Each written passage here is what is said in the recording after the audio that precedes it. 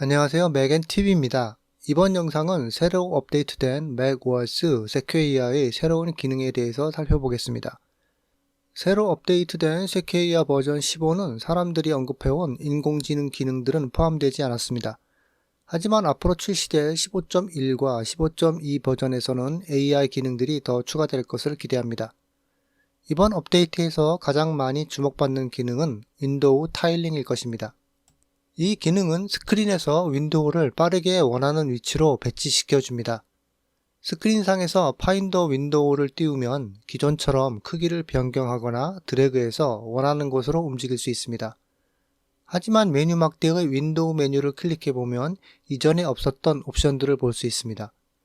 전체 화면으로 윈도우를 채우는 옵션이나 윈도우를 스크린 중앙에 위치시키는 옵션, 이동 및 크기 조정 옵션에는 스크린상의 각각의 위치로 이동시키는 아이템들이 있습니다. 윈도우 사이즈도 4분의 1이나 2분의 1 크기로 좌우 위아래 위치시킬 수 있습니다. 옵션 키를 누르면 좀 더 많은 윈도우 위치 및 배치 옵션과 키보드 단축키들을 볼 수 있습니다. 또한 윈도우 타일링 기능은 윈도우 좌측 상단 녹색 라디오 버튼에 마우스를 가져가면 빠르게 접근할 수 있습니다. 역시 옵션 키를 누르면 더 많은 아이템들이 표시됩니다.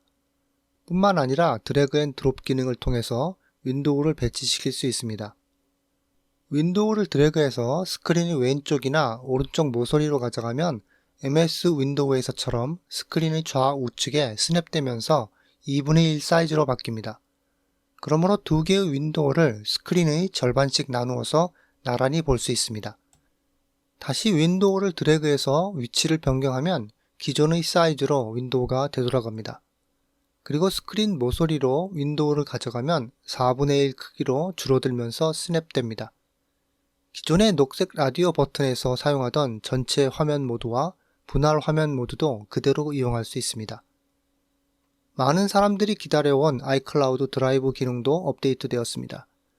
아이클라우드 최적화 기능이 선택된 상태에서 파일을 저장할 경우 오프라인 상태가 되면 이 파일을 100% 사용할 수 있을지는 확실치 않습니다.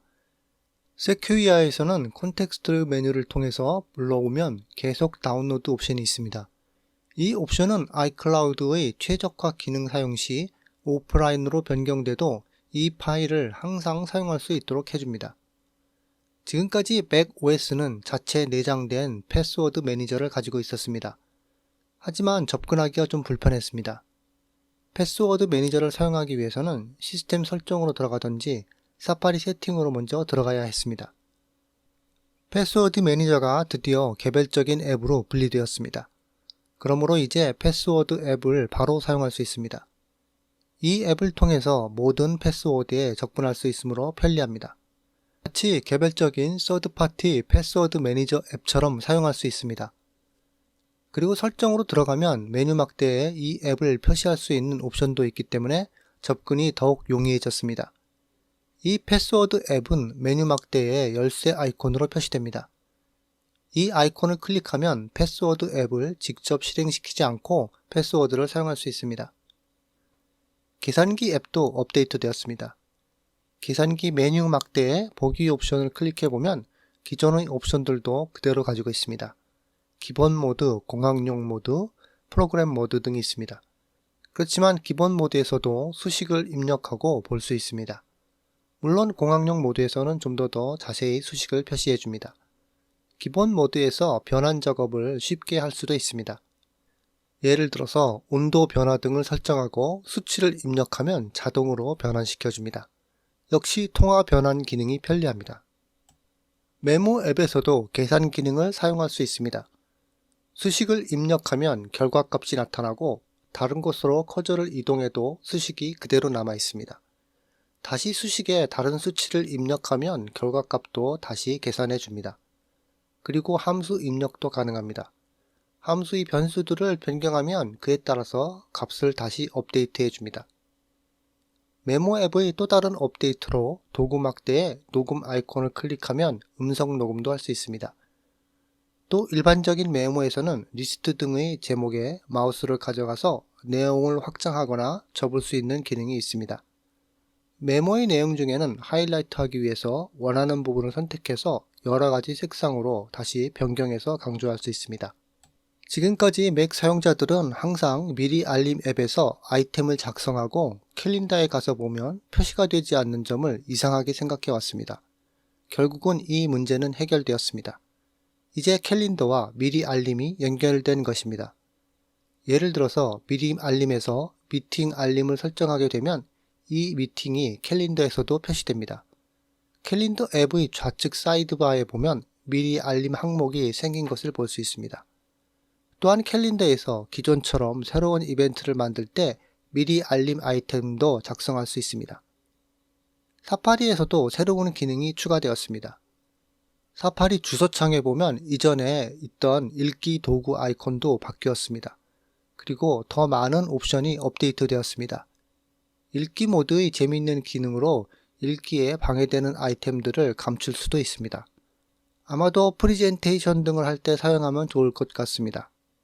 웹페이지 등을 보여줄 때 광고를 가리고 싶다면 이 기능이 편리할 것입니다.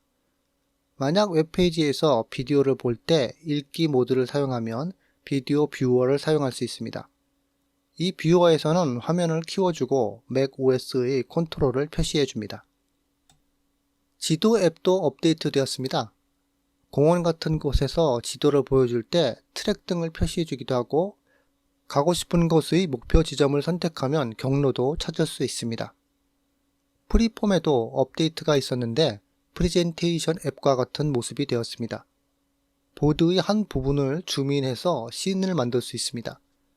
프리폼 하단의 도구 막대에서 아이콘을 클릭해서 씬을 지정합니다. 씬은 한마디로 한 지점의 줌 기능의 정도라고 하겠습니다. 씬에서 원하는 위치로 이동할 수 있고 아니면 방향키로 이동할 수도 있겠습니다. 프레젠테이션 시에 사용할 수 있는 기능 중 하나입니다. 매번 새로운 맥 OS가 업데이트되면 새로운 화면 보호기와 배경 화면이 추가되곤 합니다. 이번 버전에서 예외는 아닌데 매킨토시라고 부르는 화면 보호기가 추가되었습니다. 클래식 매킨토시 모습을 보여주는 화면 보호기와 배경 화면입니다. 맥 OS의 업데이트는 특정 언어나 지역에 따라서 기능이 적용되는 것이 틀려지기도 합니다. 미래 버전의 맥 OS에서는 더 많은 애플 인텔리전스 기능이 추가되는 것을 기대해 봅니다. 이상으로 새로운 맥 OS 쇠키아의 몇 가지 업데이트된 기능들에 대해서 알아보았습니다. 이번 영상이 도움이 되셨다면 구독과 좋아요 부탁드립니다. 시청해 주셔서 감사합니다.